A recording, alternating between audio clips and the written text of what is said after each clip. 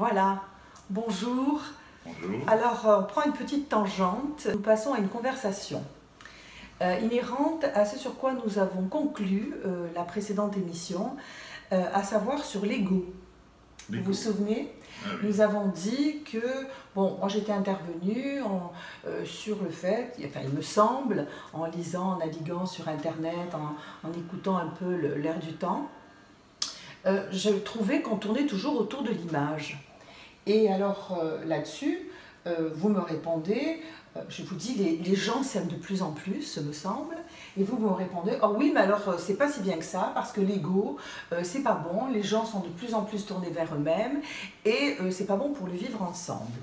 Alors là, j'aimerais que nous reprenions ces émissions. Voilà, on va faire une petite partie philosophique, co-humaniste, hein, et vous allez me dire ce que vous en pensez depuis le temps que vous voyez des patients et qui vous tiennent des discours sur eux-mêmes, et je voudrais être comme ça, et je voudrais pas être comme ça, voilà. Qu'est-ce que vous en pensez? Et poursuivez sur ce vivre ensemble où il faut s'aimer, mais pas trop être nombriliste non plus. Malheureusement, effectivement, c'est le 35 ans de chirurgie esthétique, Chantal. Oui. C'est beaucoup. Et c'est beaucoup d'écoute des patients. Alors et j'ai vu, pour dire, c'est vrai que je parlais que notre société était un petit peu malade de son ego, enfin, de l'ego des gens. Et surtout qu'avec ces 35 ans, j'ai vu progressivement le phénomène s'accentuer. Et je pense que tout le monde est un petit peu sensible pour ces gens qui ont des enfants. C'est-à-dire que déjà, on voit le selfie, enfin déjà tous ces phénomènes des réseaux sociaux où, quelque part, en voulant mettre des amis, en fait, ils ne se servent qu'eux-mêmes. C'est ce que je constate. C'est-à-dire qu'on a la projection de soi-même à travers un selfie, on parle que de soi, en voulant mettre les autres. Bon. Alors ça, c'est un aspect sociétal qui est prégnant maintenant chez les jeunes et qui est quasiment acquis, et malheureusement, je ne sais pas où on va aller, mais c'est quand même dominant. Je ne sais pas ce que vous en pensez. Pour ce qui concerne la patientèle, pour les clients, c'est vrai qu'on a eu alors, deux phénomènes. Un rajeunissement de la population qu'on avait. Alors, bien sûr, avant, il y avait des choses que les jeunes ne pouvaient pas supporter, finalement assez compréhensibles, comme une grosse culotte de cheval ou des gros seins. Donc on pouvait opérer des gens seuls, mais là on n'était pas sur l'ego, on était sur un mal-être profond, physique, et qui pouvait avoir un retentissement sur la vie de tous les jours. Mais maintenant, force est de constater que les jeunes, je vois arriver des jeunes, notamment à Monaco, souvent, bon, ma clientèle est essentiellement étrangère, donc, mais pour ce qui concerne des jeunes femmes entre 20 et 30 ans, qui se font énormément de choses, alors je les interroge, alors encore hier, alors la fille 26 ans, alors je dis déjà, bon, pour du botox et de l'acide hyaluronique, je dis, mais c'est peut-être un peu jeune, elle me dit, non, mais j'ai commencé à 20 ans. Alors, si ce n'est pas cultiver son image très tôt, je ne sais pas ce que c'est. Alors, elle continue, je ne sais pas jusqu'où ça ira, mais finalement, je les interroge, alors je suis un peu curieux quand même sur la vie des gens, c'est normal, je suis médecin. Puis il y a un lien humain qui doit s'établir. On ne confie pas son visage à n'importe qui, on a besoin d'avoir quand même quelqu'un qui nous inspire la confiance, qui a ce lien humain, donc c'est normal. Donc ça c'est très important, d'essayer de pénétrer un peu l'âme des patientes. Et là, je suis toujours un petit peu surpris parce que je constate qu'à travers cette demande de chirurgie esthétique, bon, c'est vraiment une demande pour soi, pour son ego, parce que là, ce sont des jeunes qui sont relativement isolés, enfin des jeunes, je veux dire même financièrement aisés, on va dire même très aisés, mais qui n'ont pas réellement de vie sociale, familiale. Bon, familiale, des fois, ça peut se comprendre quand on est à 10 000 km de sa famille, mais même amicale, c'est-à-dire que les liens qu'on pouvait avoir avant dans nos campagnes françaises, par exemple, ou dans les petits villages comme Monaco, où on avait ici un lien réel entre les gens, tout le monde se connaissait l'histoire de la famille, etc., l'histoire des enfants. Bon. Et ça, c'était... Ouais, maintenant, ça n'existe plus. Donc ça, c'est quand même un phénomène déterminant. Et pourtant, tout se sait, mais personne ne se parle. personne ne se parle. Voilà. Mais bon, ça, c'est ce que je dis, là, Voilà. les réseaux sociaux qui viennent parasiter, qui diffusent de l'information. D'ailleurs, si on suit un petit peu l'actualité, souvent négative, on s'aperçoit le côté un petit peu pervers de la diffusion des réseaux sociaux, où le positif, l'entropie positive, on va dire, a disparu. Oui. Et ça peut avoir effectivement des conséquences sur à la fois les comportements et sur la santé des âmes de nos concitoyens. Alors justement, à ce titre, je voulais que l'on parle de l'ego qui est ni plus ni moins que le moi, hein, freudien, lacanien. Et ce moi-là, si vous voulez, il est malmené par, très souvent, les parents, l'entourage, où il faut que l'enfant qui va en devenir d'adulte soit performant, corresponde à une image, parle plusieurs langues, voilà.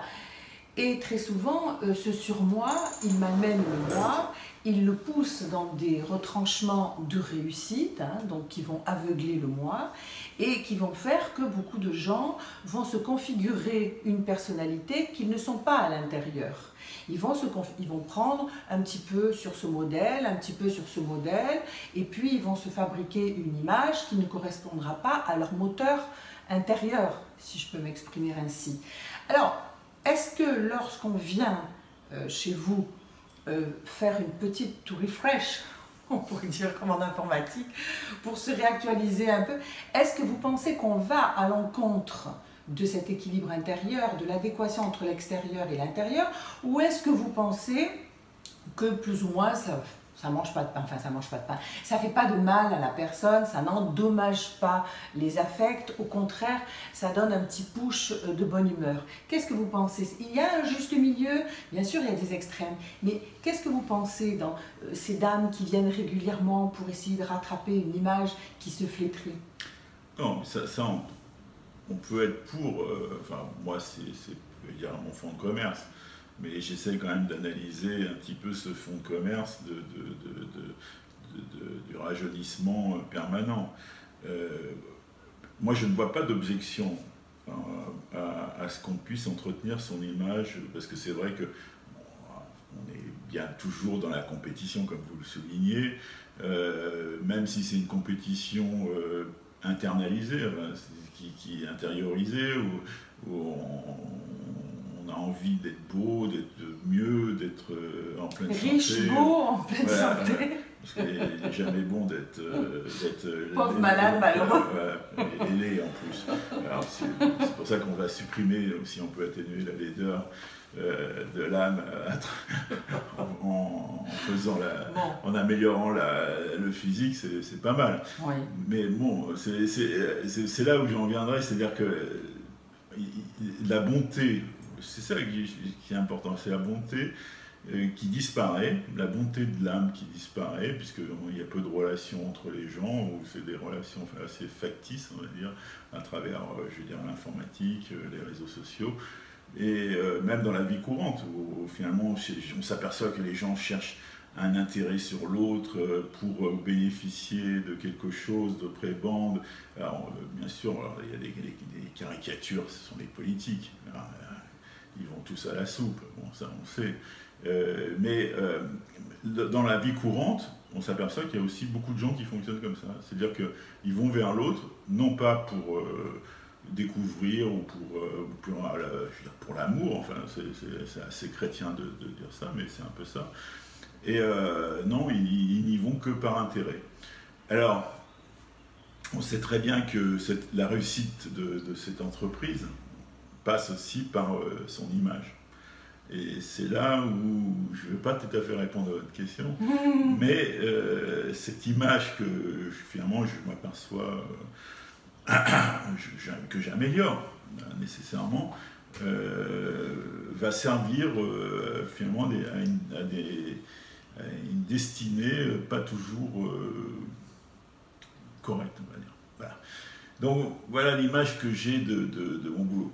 Après, il est bien évident que, pour revenir sur la question, est-ce que j'améliore les gens?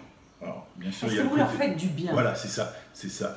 Et moi, j'ai des exemples, bien sûr, ici, bien sûr, c'est assez privé, mais où je vois, au fur et à mesure du temps, parce que les années passent, que les gens, bon, bien sûr, il y a le côté physique, mais je vois des femmes qui refont leur vie, alors qu'elles avaient perdu un être cher, et tout ça, elles me disent, c'est grâce à ces petites actions physiques, même si ce n'est pas majeur. Ça leur a redonné confiance en voilà, elles. ça redonne confiance. Et ça, c'est le côté positif, vraiment positif de mon travail. Voilà. Mais ça, c'est très bien. Alors, écoutez, on va continuer. On fait par tranche de 10 minutes. On va continuer comme ça. À chaque fois, on restera sur la fin d'une émission pour en faire l'introduction de la suivante. Merci d'être avec nous et de revenir régulièrement. On ne connaît pas encore les intervalles de retour de l'émission. On va essayer de le faire le plus fréquemment possible. Mais c'est vrai que nous sommes quand même très accaparés par notre job respectivement. Et de ce fait, nous n'allons pas faire des promesses que nous ne tiendrons pas. Donc on vous dit à très bientôt, le plus vite possible, entre 1 semaine et 3 semaines. Bientôt, Marie-Chantal, et merci pour ces petites interviews, parce que moi je ne suis pas très philosophe, mais on va peut-être se découvrir une vocation. Oui, je pense. Je pense. Vous êtes un humaniste avant tout. Vous parlez souvent de l'âme et des comportements psychologiques, etc. Non, voilà. Donc, allez, merci infiniment. Au revoir. Merci, au revoir, à bientôt.